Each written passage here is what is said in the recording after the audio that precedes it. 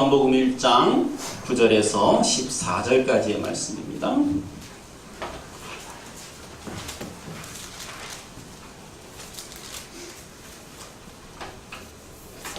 자, 본문 말씀 요한복음 1장 9절에서 14절까지의 말씀 우리 다 함께 봉독하겠습니다. 참빛 곧 세상에 와서 각 사람에게 비추는 빛이 있었나니 그가 세상에 계셨으며 세상은 그로 말미암아 지은 바 되었으되 세상이 그를 알지 못하였고 자기 땅에 오매 자기 백성이 영접하지 아니하였으나 영접하는 자 곧 그 이름을 믿는 자들에게는 하나님의 자녀가 되는 권세를 주셨으니 이는 혈통으로나 육정으로나 사람의 뜻으로 나지 아니하고 오직 하나님께로부터 난 자들이니라. 말씀이 육신이 되어 우리 가운데 거하시매 우리가 그의 영광을 보니 아버지의 독생자의 영광이요 은혜와 진리가 충만하더라. 아멘. 자, 오늘은요 14절 말씀이 육신이 되어 이 부분을 좀 더 우리가 한 발 더 나아가서 좀 깊이 있게 공부를 하고 이 부분의 단락을 마치도록 하겠습니다. 자, 먼저 결론을 말씀드리면 예수님께서는 우리의 대표가 되시고 대신이 되시기 위해 성육신하셨습니다. 이건 누구나 다 아는 사실입니다. 자, 하나님께서는 당신의 창조 목적을 그 율법의 성전에 담아 우리에게 주셨습니다. 예루살렘 성전을 말씀하는 거죠. 그런데 이스라엘 사람들이 못 알아봤어요. 당신의 그 창조 목적을 그 율법에 담아 주셨는데 성전에 담아 주셨는데 그 이스라엘 사람들이 못 따라갔단 말이에요. 그래서 두 번째 성전이 예수, 즉 말하는 성전으로 율법으로 예수를 이 땅에 보내셨습니다. 자, 여러분, 율법의 기능과 역할이 뭐라고 말씀드렸죠? 율법의 기능과 역할. 율법이라고 하는 것은 죄가 무엇인지를 드러나게 하는 기능이 있어요. 죄가 무엇인지 우리가 사용하는 글로 써준 것이 율법이라고 했습니다. 죄가 무엇인지를 우리가 사용하는 언어, 글로 써준 것이 율법이라고 했어요. 여러분, 율법하면 모세오경만을 율법이라고 하지 않습니다. 이 성경 전체를 다 율법이라고 해요. 이걸 표피적으로 문자적으로 해석할 때 이건 여러분들의 율법이 되는 겁니다. 구약 성경의 그 모세오경만을 율법이라고 하지 않아요. 이 성경 전체를 여러분들이 표피적으로 문자적으로 해석해서 여전히 가지고 있을 때 이 성경의 말씀 여러분들이 율법이 되는 거예요. 자, 율법은 그렇게 죄가 드러나게 하는 기능을 가졌습니다. 자, 그렇게 말하는 성전으로 율법으로 예수가 이 땅에 오셨는데도 아무도 못 알아봤어요. 그 율법이 그 성전이신 그분이 말하는 성전으로 율법으로 이 땅에 오셨는데도 아무도 못 알아봤다니까요. 그것이 죄인들의 한계였던 것입니다. 자, 하나님은 속성상 절대로 세상에 포착당하지 않습니다. 하나님은 세상에 포착당하지 않습니다. 세상은 절대로 자신들의 지혜나 지식으로 그 하나님을 그 묵시세계를 포착할 수가 없어요. 절대 없습니다. 이것은 성경이 확증하고 있는 사실입니다. 예수님은 자기가 생명이라고 말씀하셨습니다. 요한복음 1장 4절로 갑니다. 그 안에 생명이 있었으니 이 생명은 사람들을 비추는 빛이라. 사람들의 빛이라 이렇게 해석을 해놓으니까 좀 이해가 어려워요. 그렇죠? 사람들을 비추는 빛이라 라고 해석을 해야 좀 더 정확한데요. 자, 그 안에 생명이 있는데 이 생명은 사람들을 비추는 빛이래요. 자, 생명은 누구 안에만 있다? 예수님 안에만 있는 겁니다. 그럼 여러분 보세요. 생명나무 실과는 바로 거기에 있었어요. 잘 이해하고 들으세요. 생명나무 실과는 바로 그곳에 있었던 겁니다. 왜? 예수님 안에만 생명이 있다면서요. 그럼 생명나무 실과는 어디에 있어요? 바로 그곳에 있었던 거예요. 예수님 안에 있다라고 성경이 굳이 밝히고 있어요. 창세기에 에덴 동산에 서 있었던 것이 아니라 생명나무 실과는 하나님이신 예수님 안에 창세 전부터 있었던 겁니다. 모형이에요. 그 모형. 모형을 우리에게 그림으로 보여주셨던 게 창세기 에덴 동산이었습니다. 자, 지금 생명나무 실과가 눈에 보이는 모양으로 사람들 코앞에서 왔다 갔다 하고 있어요. 생명나무 실과가 눈에 보이는 모양으로 지금 사람들 앞에서 왔다 갔다 하고 있단 말이에요. 아무도 손을 안 댔어요. 아무도 손을 안 댔다니까요. 그러니까 창세기의 그 생명나무 실과는 아담이 따먹을 수 있었던 것이 아니었단 말이죠. 하나님이 먹으라고 준 거예요. 먹고 배워라 라고 줬던 겁니다. 자, 생명나무 실과가 눈에 보이는 모양으로 사람들 앞에 왔다 갔다 했는데 그것을 따먹기는커녕 치워버렸다니까요. 죽여버리자, 치워버렸단 말이에요. 그러니까 이것은 무엇을 의미하느냐면 인간은 스스로의 힘으로 절대로 생명을 쟁취할 수가 없다라고 하는 것입니다. 인간은 스스로의 힘으로 생명을 절대로 쟁취할 수가 없다라고 하는 것을 설명해 주시는 거예요.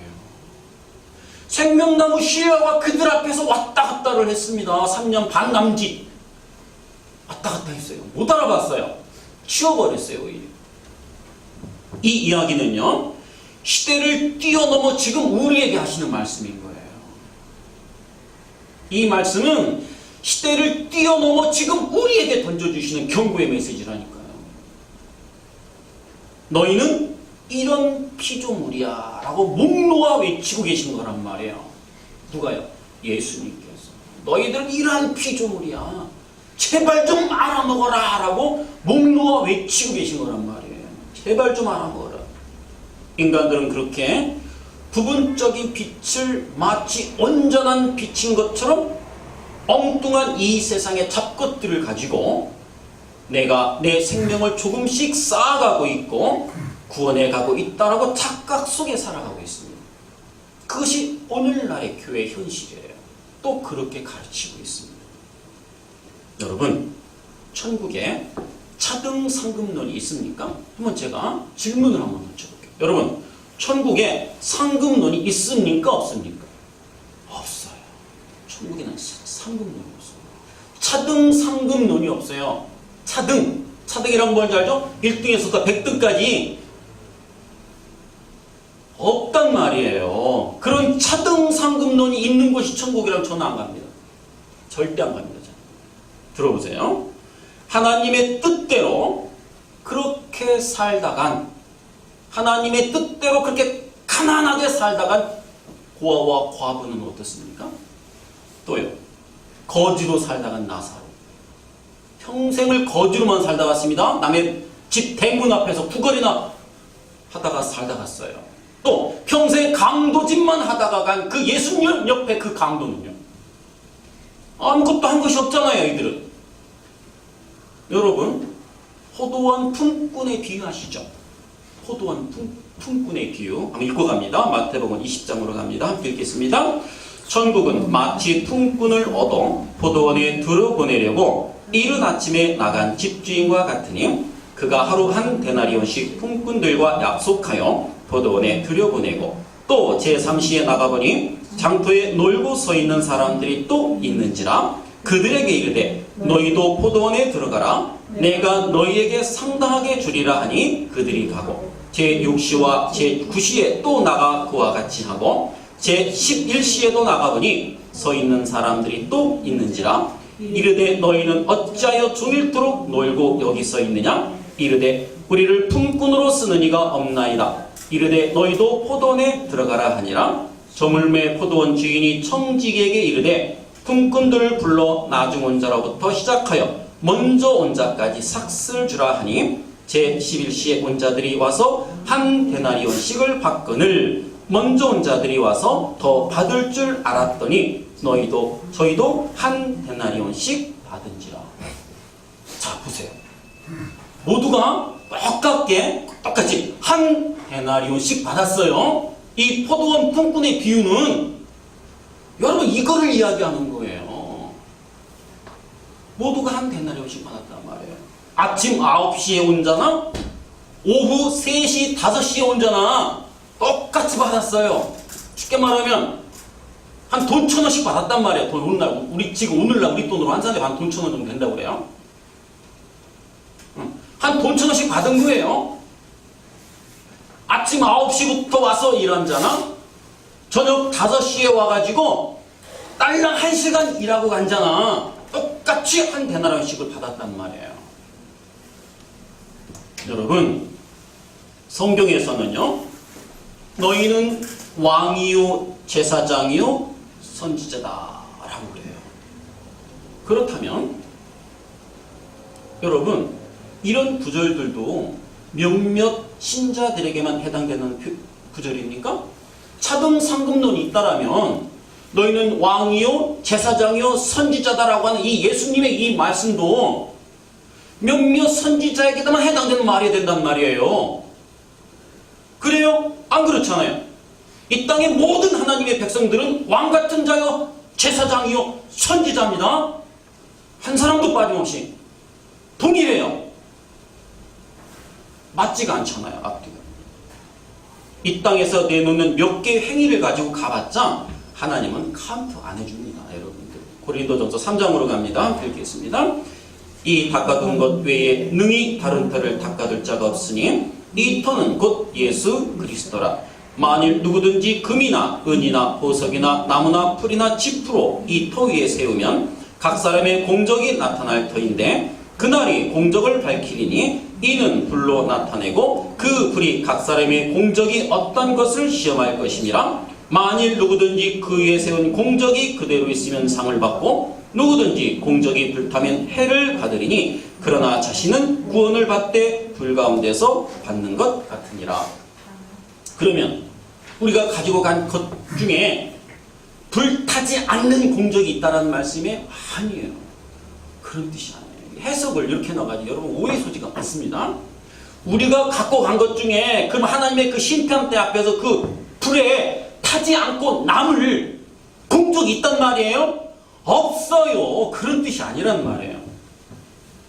불같은 구원이라고 하는 것은 여러분들 부끄러운 구원을 이야기하는 겁니다. 면목 없는 구원을 받는다라는 거예요. 한 사람도 빠짐없이. 불같은 구원이라는 것은 부끄러운 구원을 이야기하는 것인데 이 부끄러운 구원은 면목 없는 구원을 말하는 거예요. 한 사람도 빠짐없이, 예외 없이. 그럼 이게 무슨 말이에요? 저는 아무것도 한 것이 없네요. 다 하나님께서 하신 거네요. 이것이 부끄러운 거예요. 자, 그렇게 진짜 생명이 왔는데도 그것을 못 알아보고 그것을 치워버린 인간들이 그 하늘의 것과는 비교도 안 되는 이 땅에 몇 개를 가지고 이게 생명이지 이것으로 상을 주시겠지 이러고 있는 거예요. 오늘날 교회가. 여러분 거기에 따라가시면 안 됩니다. 여러분 진짜 생명 진리신 그 생명이라도 그것이 내 밖에 있으면 그것은 나를 구원하지 못합니다. 생명 진리라 하더라도 그것이 내 밖에 있으면 그 생명은 나를 구원하시고 할 수가 없어요. 지금 이스라엘 전역을 예수님이 이리저리 눈앞에서 왔다 갔다 했는데 아무도 못 알아봤다니까요.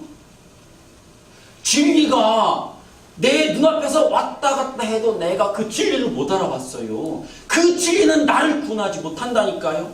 여러분 무슨 말 잘 들으세요. 우리의 노력과 의지와 지혜로는 안 된다는 거예요. 내가 구원받고 싶어 구원 얻을 수 있는 것이 아니라 하나님의 뜻, 하나님의 마음입니다. 내 의지와 노력과 지혜는 전혀 상관이 없습니다. 우리 안으로 생명이 되셔서 뚫고 들어오시려고 그래서 예수님이 죽으셨던 거예요. 예수님께서 우리를 뚫고 들어오셔서 우리의 생명이 되어주시려고 십자가에 달려 죽으셨던 것입니다. 여러분 이 땅에 기식하는 존재들의 그 들숨을 끊어버리면 어떻게 되죠? 들숨. 이렇게 들이쉬죠. 그렇죠? 내쉬고 들이쉰단 말이죠. 이 들이쉬는 숨, 들숨이라고 해요. 이렇게 꾹꾹 막으면 들숨이 안 되죠? 자, 들이쉬고 내쉬고 이 들숨을 끊어버리면 어떻게 돼요? 죽죠. 당연히 죽습니다. 그럼 밖에서 들어오는 음식을 끊어버리면 어떻게 돼요? 당연히 죽습니다. 그럼 보자고요. 이게 진리예요. 다 진리를 담고 있습니다. 우리가 숨을 쉬고 내쉬는 것에도 진리가 담겨 있어요. 그렇다면 나의 생명의 근원이 어디 있다는 거예요? 내 생명의 근원이 밖에 있네요. 내 안에 있는 게 아닙니다. 생명의 근원은 나에게 있는 거 아니에요. 내가 소유할 수 있는 사항이 아닙니다. 생명의 근원은 내 밖에 있어요. 그 생명의 근원이 내 밖에 있는데 그 생명이 나를 뚫고 들어와야 돼요. 그죠? 이것을 헬라어로 푸슈케라고 합니다. 이 푸슈케는 육신이라는 뜻인데요. 이 푸슈케가 푸뉴마를 어떻게 내 마음에 갖게 되면 푸뉴마, 성령이죠? 성령을 내 마음에 갖게 되면 내 안에 생명이 있다 해서 그것을 영생이라고 하는 거예요. 그러니까 영생이라는 것은 푸뉴마를 갖고 있느냐 있지 않느냐로 구분되는 거예요. 성령이 내 안에 계시냐 안 계시냐. 자, 그럼 하나님께서 어떠한 방법으로 우리 안에 들어오시게 되는가를 좀 살펴보도록 하겠습니다. 예레미야 31장으로 갑니다. 여호와의 말씀이니라. 보라, 날이 이르리니 내가 이스라엘 집과 유다 집에 새 언약을 맺으리라. 이 언약은 내가 그들의 조상들의 손을 잡고 애굽 땅에서 인도하여 내던 날에 맺은 것과 같지 아니할 것은 내가 그들의 남편이 되었어도 그들이 내 언약을 깨뜨렸음이라. 여호와의 말씀이니라. 그러나 그날 후에 내가 이스라엘 집과 맺은 언약은 이러하니 곧 내가 나의 법을 그들의 속에 두며 그들의 마음에 기록하여 나는 그들의 하나님이 되고 그들은 내 백성이 될 것이라. 여호와의 말씀이니라. 여기에서요 보시면 말씀을 우리 마음에 새긴다라는 구절이 있어요. 또 철필로 우리 신비에 새겨 넣는다라는 말이 있어요. 이게 무슨 뜻일까요? 좀 살펴보고 가볼게요. 자, 하나님의 그 말씀이 무엇을 이야기하려 하는지를 또 우리에게 무엇을 가르치려 하는 것인지를 깨달아서 진리로 갖게 되면 그가 바로 산자, 즉 신비의 말씀을 새긴 자라고 하는 거예요. 이 하나님의 이 말씀을 문자적인 아닌 그 문자층을 뚫고 내려가 그 문자에 담긴 그 내용, 그 진리를 깨달아 내 마음에 갖게 되면 신비에 새겼다라고 하는 거예요. 또 그 자를 산 자라, 생명 있는 자라고 하는 거고요. 뭘 새겨요? 어떻게 신비에? 마음을.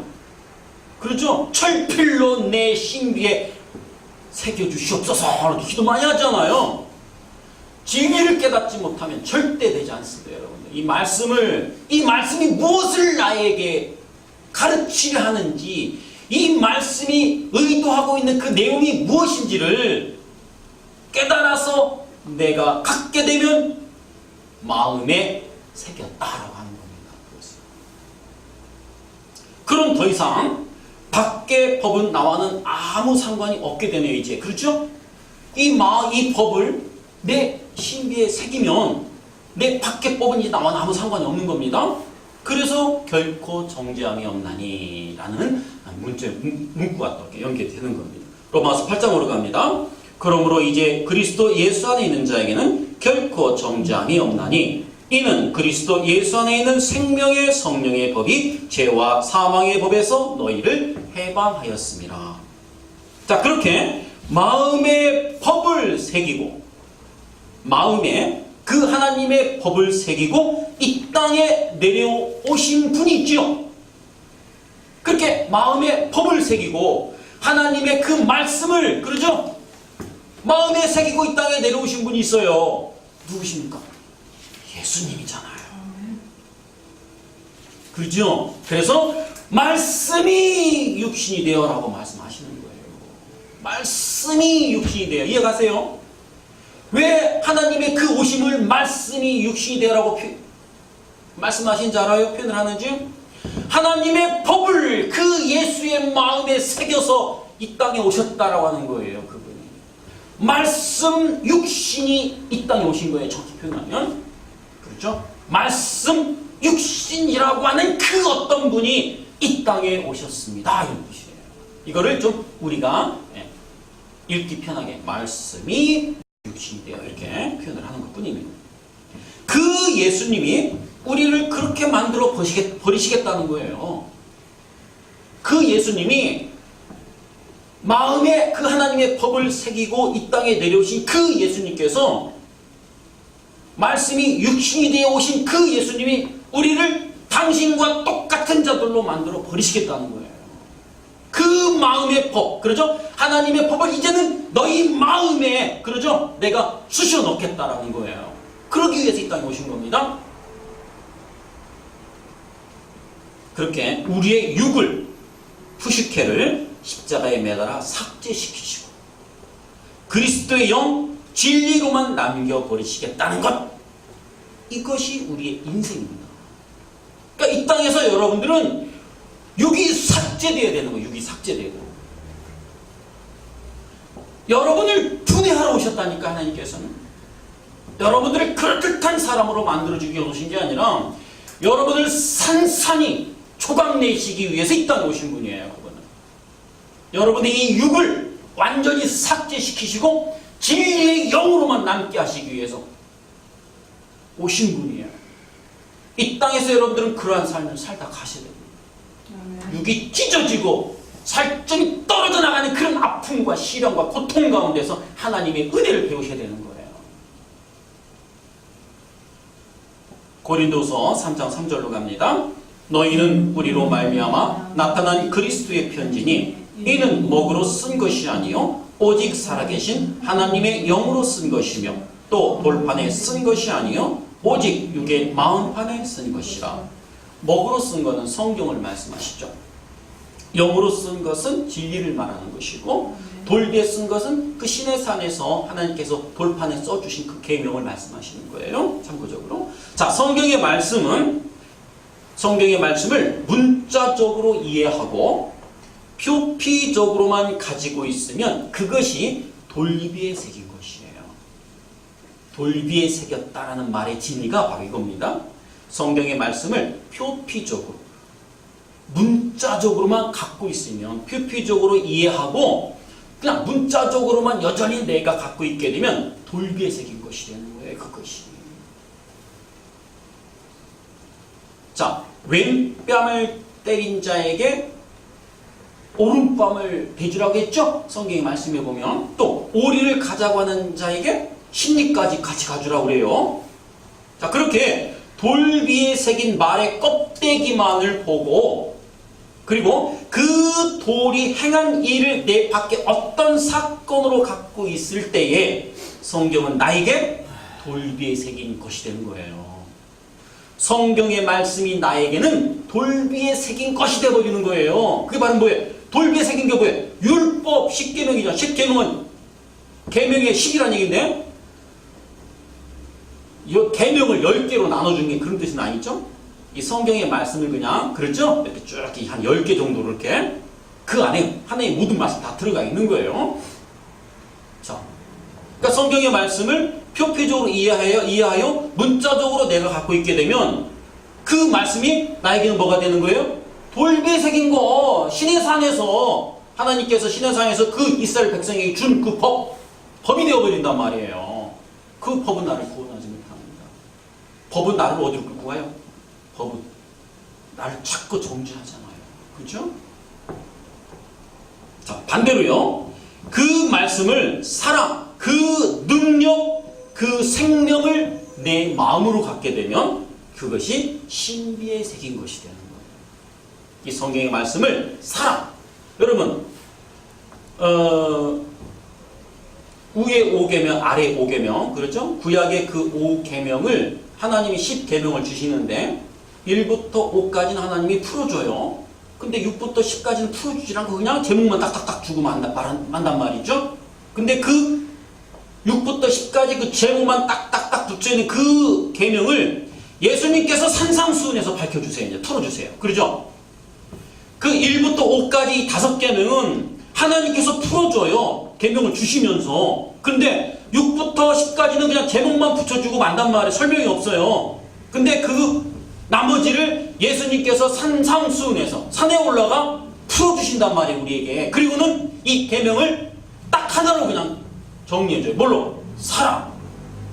하나님 사랑, 이웃 사랑. 사랑으로 주시잖아요. 하나로. 그러죠? 아멘. 그 사랑으로 주신단 말이에요. 그 사랑을 쉽게 말하면, 그러니까 이 성경은 한마디로 표현하면 뭐예요? 사랑인 거예요. 사랑. 그죠? 그 사랑을, 그 하나님의 그 능력을 내 마음에 갖게 되면 그것이 신비에 새긴 것이 되는 거예요. 그 자는 구원을 받습니다.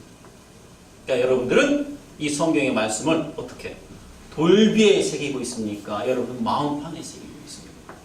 여러분들은 마음판에 새기시기를 주님의 이름으로 축복합니다. 아멘. 자, 그럼 보자고요. 오리를 가자고 하는 사람에게 심리를 가주지 않아도 이제 아무 상관이 없는 거예요. 그렇죠? 그렇잖아요. 돌비에 새기, 여전히 돌비에 새긴 자들에게는 오리를 나랑 같이 오리 좀 가자 하면은 심리까지 가져야 돼요. 안 그러면 율법을 어긴 자가 되는 거니까. 근데요, 그 말의 진위가 무엇인지를 내가 이제 깨달아 내 마음판에 새겼어요. 진리가 되었어요. 그럼 뭐예요? 안 가져도 상관이 없다는 거예요. 가져도 되고 안 가져도 상관없어요. 근데 인정상 가질 수는 있죠. 근데 가고 안 가고는 그는 뭐예요? 성경과는 이제 상관이 없어져 버리는 거예요. 그것을 뭐라 그래요? 묶임에서 풀렸다, 자유함을 얻었다라는 거예요. 진리가 너희를 자유케 하리니, 바로 이게 그 말씀이에요. 성경의 말씀을 내가 진리로 갖게 되면 내가 이제 뭐예요? 그 묶임에서 풀려나는 거예요. 해방이 되는 거예요. 율법의 항목이 이제 법이 아니라 다 뭐가 되는 거예요? 묶이지 않게 되는 겁니다. 여러분, 하나님은 우리의 자격 여하에 관계없이 오로지 당신의 은혜로만 우리 안에 그 생명을 쑤셔 박으시기 위해서 율법과 성전을 주신 것이고, 그것으로 안 되니까 율법과 성전으로 말하는 예수를 이 땅에 보내셨던 겁니다. 예수님께서 오셔서 뭐라고 그래요? 저 성전이 돌 위에 돌 하나 남기지 않고 이제 산산이 부서질 것이다 라고 그래요. 당신의 죽음을 예고하신 말씀입니다. 이것은 성전은 곧 예수 그리스도입니다. 왜? 성전에 뭘 담아주셨어요? 하나님의 창조의 목적, 그러죠? 예수 그리스도를 담아주셨거든요. 저 성전이 파괴될 것이다 라고 하는 이 말씀은 뭐예요? 내가 죽을 것이다 라는 거예요. 내가 죽어야 너희가 산다라는 거예요. 내가 죽고 이제 하나님의 영, 나의 영인 그 그리스도의 영이 이 땅에 오셔서 너희 가슴팍을 뚫고 들어가 너희들을 이제 세 번째 성전, 삼층천으로 내가 만들어버릴 거야 이 뜻이거든요. 삼층천이란 건 바로 그거예요. 뭐 일축전 그런 뜻이 아니야. 이거 참 그런 해석들이 어떻게 나와요? 우리가 삼층천이에요, 여러분들. 성령을 받은 자를 성경은 세 번째 하늘이라고, 삼층천이라는 것은 세 번째 하늘이라는 뜻이거든요. 첫 번째 하늘, 두 번째 하늘, 세 번째 하늘. 두 번째 하늘도 죽었어요. 말하는 성전으로 오신 그 예수가 죽고 그의 영이 이 땅에 오셔서 우리를 세 번째 하늘로 부활시켜내신 거예요. 자, 정확히 표현하면 그것은 하나님의 의도였습니다. 하나님의 의도였어요. 너희들은 내가 불순종에 가둬놓았다 라고 말씀하시잖아요. 일부러 하나님께서 자기 백성을 불순종에 가둬놓았다 라고 말씀하세요. 그리고 죄에다 가둬놓았다 그런 말씀 자주 하셨어요. 그것이 피조물의 한계다라는 것을 깨달아 먹으라는 거예요. 너희가 발 딛고 있는 그곳에서 수단과 방법을 가리지 말고 한번 딱 빠져나와 봐 라고 하신 거예요. 빠져나와 봐. 너희의 힘으로 한번 빠져나와 봐. 너희가 발 딛고 있는 그 지옥에서 땅지 감옥, 이곳이 지옥이에요. 여러분들 이곳이 천국인지 알죠? 이곳이 지옥입니다. 여러분들이 두 발 딛고 서 있는 이곳이 지옥이에요. 땅지 감옥 지옥, 이 지옥에서 빠져나와 봐. 너희의 힘으로 절대 안 될 걸 깨달아 알아먹으라. 우리를 이 땅에 보내신 겁니다. 여러분, 빠져나갈 자가 있습니까? 없습니까? 한 사람도 없어요. 이 지옥에서 자력으로 빠져나갈 자는 한 사람도 없어요. 그래서 그 하나님께서 이 땅으로 내려오실 수밖에 없었던 거예요. 초월자이신 그분께서 이 땅을 뚫고 침노하여 들어오실 수밖에 없었던 거예요. 자, 그것을 아는 자들은 이제 어떻게 해야 됩니까? 살려주세요라고 외쳐야 되죠. 밖에서 나를 꺼내주셔야죠. 그죠? 이 밖에, 그러죠? 이 밖에 계신 그분이 나를 꺼내주셔야 되죠. 나를 좀 꺼내주세요. 나를 좀 살려주세요. 나를 좀 구해주세요. 이것이 자기 부인이고, 이것을 다나토스의 죽음이라. 다나토스의 죽음. 헬라어로 다나토스, 히브리어는 무트라고 하죠. 성도의 죽음을 말하는 겁니다. 이 땅에서 반드시 죽어야 하는 그 성도의 죽음, 다나토스의 죽음. 자기 부인. 하나님은 제일 먼저 우리를 그리로 끌고 가신단 말이에요. 하나님은 제일 먼저 우리를 그 자리로 끌고 내려가세요. 자기 부인의 자리, 그 다나토스의 죽음의 자리. 나는 아무것도 아니네요. 하나님. 저를 구원하소서. 이 자리로 우리를 끌고 가신다니까요. 자, 그렇게 말씀이, 옛 성전이 이제 진리가 되면 나는 부정이 되는 것이고, 그렇죠? 이의 말씀이 진리로 깨달아 내 마음에 새겨지게 되면 그때부터 나의 부정, 나의 부인, 자기 부인이 일어나게 되는 것이고, 그 십자가가 이제는 나의 십자가가 되는 거예요. 2000년 전에 그 골고다 언덕에 섰던 그 십자가가 내 밖의 십자가가 아니라 이제는 그게 나의 십자가가 되는 거예요. 그게 내가 질 십자가였는데, 그게 바로 내가 져야 할 그 십자가였는데 내 십자가가 되는 거예요. 그래서 그 십자가의 삶을, 예수님께서 이 땅에 살다 하신 그 십자가의 삶을 이 땅에서 내 삶으로 재현해내는 자의 삶을 살다가 가는 거예요. 우리는 그 십자가의 삶을 여러분의 삶 속에서 나온다니까요. 재현해내는 자의 삶, 구현해내는 자의 삶, 그대로 살다 가는 거예요. 그 성도의 삶이 편안합니까? 좋기만 해요? 절대 그렇지 않습니다.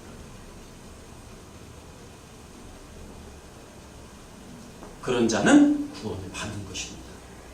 자, 조금만 더 마칠게요. 자, 그렇게 구원을 받은 우리는 어떻게 살아야 합니까? 그렇게 해서 우리 이제 구원을 받았어요. 그렇죠?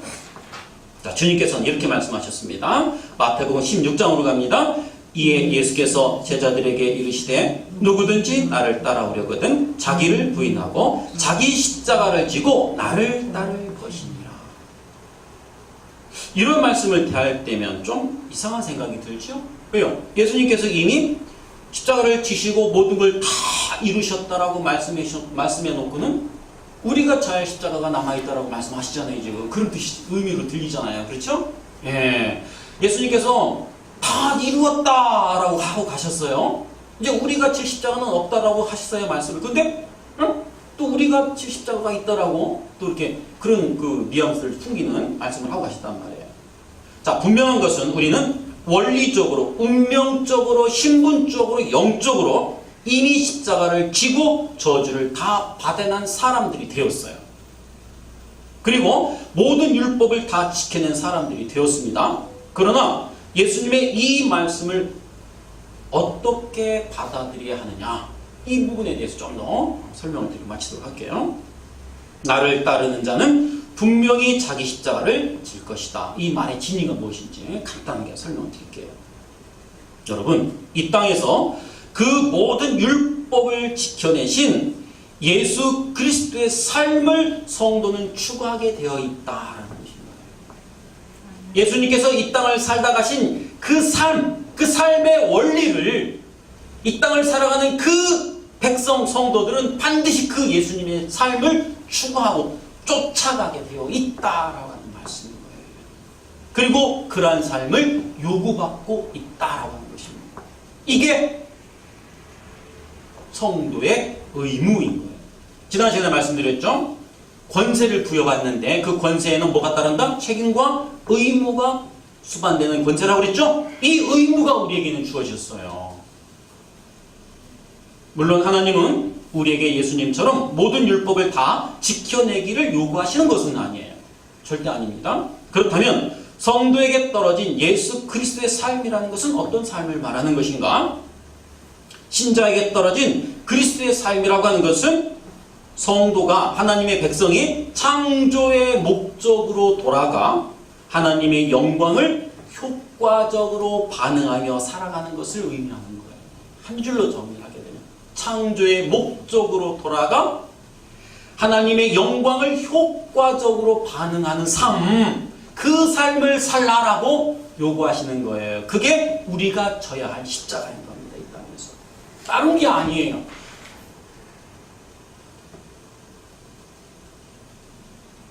다른 말로 하나님의 성품과 공유적 속성들을 우리 삶 속에서 우려내는 삶을 말하는 것입니다. 여러분, 율법은 하나님의 성품이에요. 그렇죠. 율법은 하나님의 성품입니다. 그렇죠. 하나님에 대해 기록해 놓은 것이 성경이니까요. 그렇죠? 율법은 하나님의 성품이에요. 우리말로 인격, 좀 쉽게. 그렇죠? 인격입니다. 그러니까 하나님께서 우리에게 율법을 주신 이유는 이렇다는 거예요. 바로 이것이 나와 함께 사는 자들에게서 반드시 나와야 하는 선한 삶이란다. 그러니까 너희도 한번 이렇게 살아보렴 하고 우리에게 주신 거예요. 너희도 한번 이렇게 살아보렴 하고 주신 것이 율법이었고, 또 하나님의 백성들은 그렇게 살 때가 가장 행복하기 때문에 미리 살아보라고 주신 겁니다. 미리 살아보라고 주신 거예요. 그래서 우리는 이 땅에서 사는 동안 그 하나님의 말씀에 순종하는 삶을 경주해야 하는 것입니다. 이 땅의 성도는 그런 삶이 진짜 행복한 삶이라고 하는 것을 시간 속에서 깨닫고 가는 것입니다. 그것이 은혜를 깨달은 사람들의 삶이어야 한다는 것이 바로 성경의 진술인 것입니다. 다음 시간에 이어서 또 강의를 이어가도록 하겠습니다.